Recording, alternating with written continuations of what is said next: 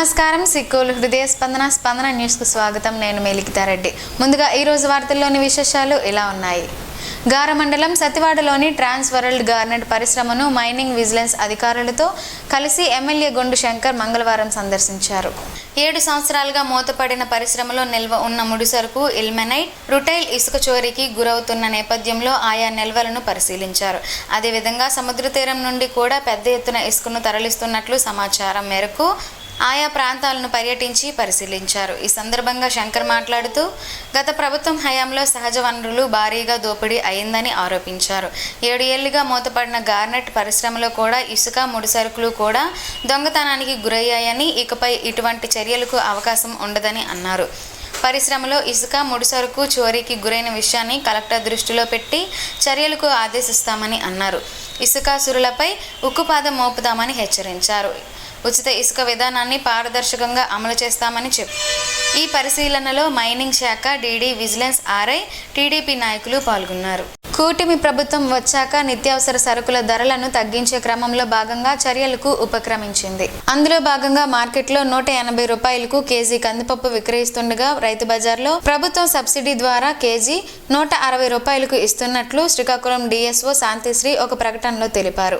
పౌర సరఫరాల శాఖ మంత్రి నాదెండ్ల మనోహర్ ఆదేశాల మేరకు కమిషనర్ సిద్ధార్థ్ జైన్ సూచనలతో రాష్ట్రంలోని అన్ని రైతు బజార్లలో కందిపప్పు, బియ్యం అమ్మకాలను ఏర్పాటు చేసినట్లు, అందులో భాగంగా శ్రీకాకుళం జాయింట్ కలెక్టర్ నవీన్ కుమార్ ఆధ్వర్యంలో రైతు మార్కెట్లతో పాటు బహిరంగ మార్కెట్లో కూడా steamed BPT Sona Masuri kg 49 రూపాయలు, పచ్చి బీపీటీ సోనా మసూరి కేజీ 48 రూపాయలకు అందుబాటులో ఉన్నాయని, ప్రజలంతా ఈ అవకాశాన్ని సద్వినియోగం చేసుకోవాలని డిఎస్ఓ సూచించారు. బహిరంగ మార్కెట్లో కూడా ఇవే రేట్లతో బియ్యాన్ని, కందిపప్పును వ్యాపారస్తులు విక్రయించాలని ఇప్పటికే ఉన్నతాధికారులు ఆదేశాలను జారీ చేసినట్లు, ఏమైనా సమస్యలుంటే ముఖ్యంగా అధిక ధరలకు విక్రయిస్తే ఆ మండలాలకి సంబంధిత పౌర సరఫరాల శాఖ డిప్యూటీ తహసీల్దార్ దృష్టికి తేవాలని ఆమె ఒక ప్రకటనలో కోరారు. నగరంలోని స్థానిక ఆర్టీసీ కాంప్లెక్స్ లో మోటార్ వాహనాల చట్టంపై, అలాగే హెల్మెట్ ధారణ ఆవశ్యకతపై డిఎల్ఎస్ఏ ఆధ్వర్యంలో అవగాహన సదస్సు మంగళవారం జరిగింది. ఈ కార్యక్రమంలో పాల్గొన్న డిఎల్ఎస్ఏ కార్యదర్శి సన్యాస్ నాయుడు మోటార్ వాహనాల చట్టం, అలాగే హెల్మెట్ ధారణ ఆవశ్యకతను ప్రయాణికులకు వివరించారు. వాహనంను నడిపేటప్పుడు తీసుకోవాల్సిన జాగ్రత్తలు, నియమాలని తెలిపి వాటిని పాటించకపోతే చట్ట ప్రకారం ఎలాంటి శిక్షలు విధిస్తారో కూడా అవగాహన కల్పించారు. ఈ కార్యక్రమంలో advocate G Indiraprasad, PB Malleswararao, divisional manager K Ravishankar, U Ramesh తదితరులు పాల్గొన్నారు. జిల్లా ఎస్పీ కెవి మహేశ్వర్ రెడ్డి సోమవారం సాయంత్రం జిల్లా పోలీస్ ప్రధాన కార్యాలయంలో వివిధ పోలీస్ విభాగాల్లోని సెక్షన్లు తనిఖీ చేసి పరిశీలించారు. నూతన ఎస్పీ జిల్లా పోలీస్ ప్రధాన కార్యాలయంలో వివిధ విభాగాలు, సెక్షన్లు పరిశీలించి సిబ్బంది వివరాలు, పనితీరుపై ఆరా తీశారు. ఈ క్రమంలో ముఖ్యమైన police control room, DCRB, cyber cell, IT core, police కార్యాలయం, ఏబీపీ సెక్షన్లు తదితర విభాగాలను పరిశీలించారు. ఈ సందర్భంగా జిల్లా ఎస్పీ కార్యాలయంలో ప్రతి ఉద్యోగి నిర్వర్తిస్తున్న విధులను తెలుసుకున్నారు. సైబర్ నేరాల సంఖ్య, వాటి దర్యాప్తు తదితర అంశాలపై ఆరా తీశారు. పోలీస్ కార్యాలయం ఆవరణము శుభ్రంగా ఉంచుకోవాలని, వ్యర్థాలను, చెత్తను డస్ట్బిన్లో వేయాలని అన్నారు. జిల్లా ఎస్పీ వెంట కార్యాలయం పరిపాలన అధికారి సిహెచ్ గోపీనాథ్, సిఐలు ఉమామహేశ్వరరావు, శ్రీనివాస్, ఎస్ఐ నేతాజీ, సిసి శివప్రసాద్ ఉన్నారు. పర్యావరణ సమతుల్యత, మొక్కల పెంపకం, పచ్చదనం ప్రాముఖ్యతలపై విద్యార్థి దశ నుండే పిల్లలకు తెలియాలనే ఉద్దేశంతో art of living seed balls తయారీపై అవగాహన కార్యక్రమాన్ని ప్రారంభించినట్లు జిల్లా ఏఓఎల్ ప్రతినిధి డాక్టర్ కింజరాపు అమ్మన్నాయుడు తెలిపారు. మంగళవారం బ్యాంకర్స్ కాలనీలో గల విశాఖ స్కూల్ ప్రారంభించిన ప్రకృతి పరిరక్షణ కార్యక్రమాలను ఈ నెలాఖరులోగా 20 పాఠశాలలో నిర్వహిస్తామని శ్రీ ప్రకృతి వ్యవసాయ విభాగం ప్రతినిధి దార్లపూడి రవి వివరించారు. మొక్కలు పెంచడానికి అవసరమైన సీడ్ బాల్స్ను ఎలా తయారు చేయాలి, వాటిని మొక్కలుగా ఎలా తయారు చేయాలి అనే అంశాలపై శిక్షణ ఇచ్చినట్లు తెలిపారు. 200 మంది విద్యార్థులు పాల్గొని సుమారు 800 విత్తన బంతులు తయారు చేయడం జరిగిందని అన్నారు. రానున్న రోజుల్లో రవిశంకర్ గురూజీ ఆదేశాల మేరకు జూన్ 5వ తేదీ నుండి ఆగస్టు 19వ తేదీ వరకు మెగా ప్లాంటేషన్ డ్రైవ్తో వాతావరణ పరిస్థితులకు అనుగుణంగా చర్యలు తీసుకోవాలని పిలుపునిచ్చారు. ఈ కార్యక్రమంలో ఆర్ట్ ఆఫ్ లివింగ్ డీడీసీ సభ్యులు బెవర వెంకట రవిశంకర్, టీచర్లు Varanasi Sandeep, Desula Surendra, volunteer P Srinivas, CTC member Annapurna తదితరులు పాల్గొన్నారు. నగరంలో గొండు శంకర్ ఆధ్వర్యాన నడుస్తున్న అన్న క్యాంటీన్ అన్నార్థులకు వరంలా మారింది. నిత్యం వందలాది మంది ఆకలి తీరుస్తూ అన్నపూర్ణలా నిలిచింది.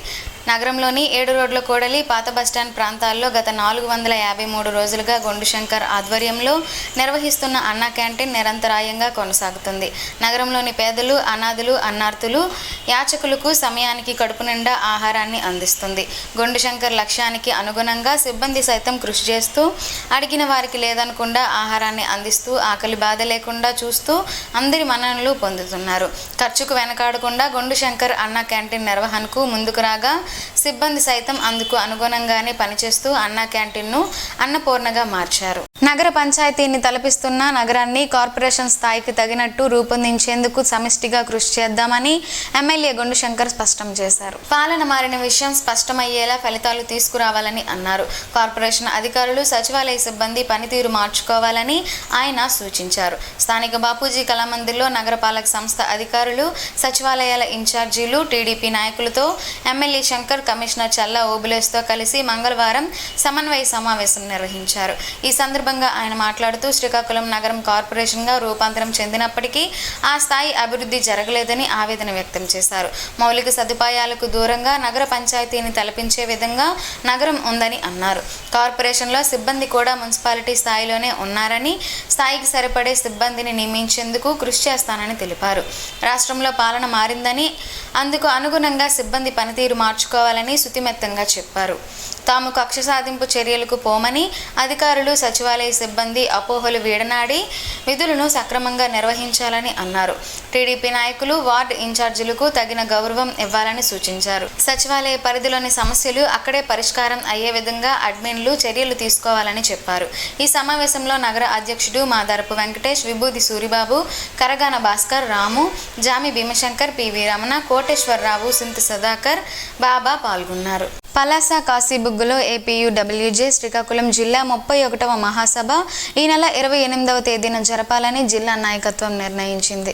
మహాసభ నిర్వహణకు జరుగుతున్న సన్నాహాలను ఆ ప్రాంతీయ ప్రెస్ క్లబ్ ఆహ్వానం కమిటీ సభ్యులతో ఈరోజు ఐజేయు జాతీయ కార్యవర్గ సభ్యులు నల్లి ధర్మారావు, ఏపీయూడబ్ల్యూజే రాష్ట్ర కార్యవర్గ సభ్యులు ఎన్ ఈశ్వరరావు, శ్రీకాకుళం గరిమెల్ల ప్రెస్ క్లబ్ కార్యదర్శి ఎస్ నవచైతన్య, యూనియన్ జిల్లా కార్యదర్శి డి మహారాణా ఆహ్వాన కమిటీ సభ్యులతో సమావేశమై మహాసభ విజయవంతం కావడానికి దిశానిర్దేశం చేశారు. విశాఖ ఏ కాలనీ వద్ద గల రామిగెడ్డ పూడికతీత పనులను మంగళవారం ఎమ్మెల్యే గొండు శంకర్ కొబ్బరికాయ కొట్టి ప్రారంభించారు. పనులు శరవేగంగా పూర్తి చేసి శివారు భూములకు సకాలంలో నీరందించాలని అధికారులకు ఆయన ఆదేశించారు. కూటమి ప్రభుత్వం వ్యవసాయ రంగానికి అత్యధిక ప్రాధాన్యతనిస్తుందని చెప్పారు. రైతాంగానికి ప్రభుత్వం అండగా ఉంటుందని అన్నారు. ఇప్పటికే సబ్సిడీపై ఎరువులు, విత్తనాల పంపిణీ ప్రారంభించామని, రైతులు సద్వినియోగం చేసుకుని లబ్ధి పొందాలని ఎమ్మెల్యే శంకర్ పిలుపునిచ్చారు. ఈ కార్యక్రమంలో నీటిపారుదల శాఖ అధికారులు, టీడీపీ నాయకులు, రైతులు పాల్గొన్నారు. పట్టణంలో వాహనాల రద్దీ రోజురోజుకి విపరీతంగా పెరగడంతో ట్రాఫిక్ సమస్యలను చక్కదిద్దేందుకు పోలీసులు సిద్ధమయ్యారు. వాహనదారులు ట్రాఫిక్ నిబంధనలను పాటించాలని, అలా పాటించిన ఎడల చర్యలు తీసుకోవడం జరుగుతుందని ట్రాఫిక్ ఎస్ఐ శ్రీనివాస్ తెలిపారు. పట్టణంలోని అంబేద్కర్ జంక్షన్ నుండి కాలేజీ రోడ్డులో వ్యాపారాలు ఎక్కువగా జరగడం, జనసంచారం ఎక్కువగా ఉండడంతో ట్రాఫిక్ అంతరాయం కలుగుతుందని, అందువల్ల ఫుట్పాత్ వ్యాపారం చేసిన వాళ్ళు ఫుట్పాత్ పైనే ఉండాలని, అలా కాని ఎడల చర్యలు తప్పదని అన్నారు. జిల్లా ఎస్పీ ఆదేశాల మేరకు ట్రాఫిక్ నియంత్రణలో భాగంగా ఈ చర్యలు తీసుకోవడం జరుగుతుందని, వాహనదారులు, ఫుట్పాత్ వ్యాపారస్తులు గమనించి సహకరించాలని అన్నారు. నిబంధనలను అతిక్రమిస్తే వాహనాల్ని స్వాధీనం చేసుకుంటామని తెలిపారు. అందువల్ల ప్రతి ఒక్కరూ ట్రాఫిక్ నిబంధనలు పాటించాలని సూచించారు. నూతన ఎస్పీ కేవి మహేశ్వర్ రెడ్డిని జర్నలిస్టు సంఘాల నేతలు ఎస్పీ కార్యాలయంలో మంగళవారం మర్యాదపూర్వకంగా కలిశారు. ఎస్పీకు జర్నలిస్టు సంఘ డైరీని అందజేశారు. ఎస్పీను కలిసిన వారిలో ఏపీడబ్ల్యూజేఎఫ్ రాష్ట్ర కార్యదర్శి, ప్రెస్ క్లబ్ అధ్యక్షులు Konkyana Venugopal, electronic media association అధ్యక్షులు ఎస్ జోగినాయుడు, జాబ్ జిల్లా అధ్యక్షుడు జి షణ్ముఖరావు, నారా రాష్ట్ర ఉపాధ్యక్షులు డోల శంకర్రావు, గొండియాల ప్రశాంత్, సంతోష్ తదితరులు ఉన్నారు. పర్యావరణ పరిరక్షణకు ప్రతి ఒక్క విద్యార్థి విద్యార్థి కృషి చేయాలని Bolineni med skills executive director CH Nageswararao పిలుపునిచ్చారు. ఈ మేరకు మంగళవారం కళాశాల ప్రాంగణంలో ఆయన విద్యార్థులతో కలిసి మొక్కలను నాటారు. ఈ సందర్భంగా నాగేశ్వరరావు మాట్లాడుతూ కళాశాల ప్రాంగణంలో వరల్డ్ యూత్ స్కిల్ డే సందర్భంగా 100 మొక్కలను నాటినట్లు తెలిపారు. ప్రతి మొక్క బ్రతికేలా విద్యార్థులు బాధ్యత తీసుకోవాలని సూచించారు. పర్యావరణ పరిరక్షణ మొక్కలతో సాధ్యమని, అలాగే పాలిథిన్, సింగిల్ యూజ్ ప్లాస్టిక్ ను విడనాడేలా విద్యార్థులు ప్రతి ఒక్కరిలో అవగాహన కల్పించాలని కోరారు. ఈ కార్యక్రమంలో ప్లేస్మెంట్ అధికారి సంతోష్, విద్యార్థులు తదితరులు పాల్గొన్నారు. శ్రీకాకుళానికి చెందిన ప్రముఖ న్యాయవాది మధుబాబు సేవలను గుర్తించి బీహెచ్ఆర్సీ ఊటీలో డాక్టరేట్స్ ప్రధానోత్సవంలో భాగంగా మధుబాబుకు డాక్టరేట్ను అందించారు. న్యాయవాదిగా పనిచేస్తూ ప్రజలకు నిత్యం సామాజిక సేవా కార్యక్రమాలను, బ్లడ్ డొనేషన్, పేదలకు అన్నదాన కార్యక్రమం, కోవిడ్ సమయంలో గ్రాసరీ పంపిణీ వంటి కార్యక్రమాల నిర్వహణతో పాటు శ్రీకాకుళం గ్రీన్ సిటీ స్థాపించి ఫౌండర్గా పేద విద్యార్థులకు చదివించడం గాని అందులకు సహాయం చేయడం జూనియర్ ఛాంబర్ ఇంటర్నేషనల్ ద్వారా అందించారు. ఆయన సేవలను పలువురు ప్రముఖులు కొనియాడారు. ఈ డాక్టరేట్ను ముఖ్య అతిథి doctor Amos James, doctor Purnachandra Sahu, doctor SK Patro, international film editor R Shankar పాల్గొన్నారు. బూడిద గుమ్మడికాయతో పలు ఆరోగ్య ప్రయోజనాలున్నాయని ఆరోగ్య నిపుణులు చెబుతున్నారు. ఆ వివరాలేంటో ఈ రోజు ప్రసారమయ్యే ఆరోగ్యమే మహాభాగ్యంలో తెలుసుకుందాం.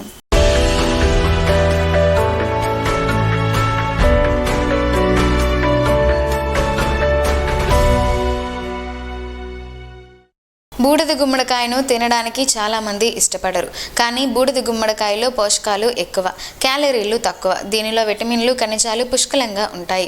దోసకాయ రుచిలాగే ఉండే ఈ గుమ్మడికాయ ఉపయోగాలు బోలెడు. నీటి శాతం ఎక్కువగా ఉండే బూడిద గుమ్మడికాయలను స్మూతీలు, జ్యూస్లు, సలాడ్ల రూపంలో ఆహారంలో చేర్చుకోవచ్చు. ఇందులో ఫైబర్ పుష్కలంగా ఉంటుందని ఆరోగ్య నిపుణులు చెబుతున్నారు. Zinc, iron, magnesium, calcium, phosphorus, copper, manganese వంటి ఖనిజాలు ఉంటాయి. Vitamin C, niacin, riboflavin, thiamine వంటి విటమిన్లు కూడా ఎక్కువ మొత్తంలో ఉంటాయి. ఇంకా ఆల్కలాయిడ్లు, టానిన్లు, గ్లైకోసైడ్లు, ఫినాల్స్, ఫ్లేవనాయిడ్లు వంటి ఫైటోకెమికల్స్ కూడా అధికంగా ఉంటాయి. ఆహారంలో భాగం చేసుకోవడం వల్ల శరీరంలో చెడు కొవ్వు చేరనీయకుండా కాపాడుతుంది. తరచూ తినడం వల్ల జ్ఞాపక శక్తి పెరుగుతుంది. దీనిలో ఉండే ఫోలేట్ పుట్టుకతో వచ్చే లోపాలను నివారించడానికి కూడా సహాయపడుతుంది. ఇందులో ఉండే యాంటీ ఇన్ఫ్లమేటరీ, యాంటీ మైక్రోబయల్ లక్షణాలు రోగనిరోధక శక్తిని పెంచేందుకు ఎంతగానో సహాయపడతాయి. మధుమేహ బాధితుల శరీరంలోని చక్కెర స్థాయిలను నియంత్రణలో ఉంచుతుంది. క్షయ, రక్తహీనతను తగ్గించడానికి సహాయపడుతుంది. పేగుల కదలికలను నియంత్రించడంలో సహాయపడుతుంది. ఆంత్రము, చిన్న ప్రేవులు లేక పెద్ద ప్రేవుల్లోని అసౌకర్యాన్ని తగ్గిస్తాయి. పీచు, పొటాషియం ఉండడం వల్ల అధిక రక్తపోటును నిరోధిస్తుంది. మూత్రపిండాల్లో రాళ్ళు ఏర్పడటాన్ని కూడా నిరోధిస్తుంది. కంటి చూపు మెరుగవడానికి తోడ్పడుతుంది. ఇందులో ఉండే యాంటీ ఆక్సిడెంట్స్, విటమిన్ సి కాలేయ ఆరోగ్యాన్ని కాపాడతాయి. జుట్టు పెరుగుదలకు సహాయపడుతుంది. అయితే జలుబు, ఆస్తమా, సైనసైటిస్ సమస్యలు ఉన్నవారు వీటిని తీసుకోకపోవడమే మంచిదని, ఎందుకంటే దీనిలో శరీరాన్ని చల్లబరిచే గుణాలుంటాయని ఆరోగ్య నిపుణులు చెబుతున్నారు.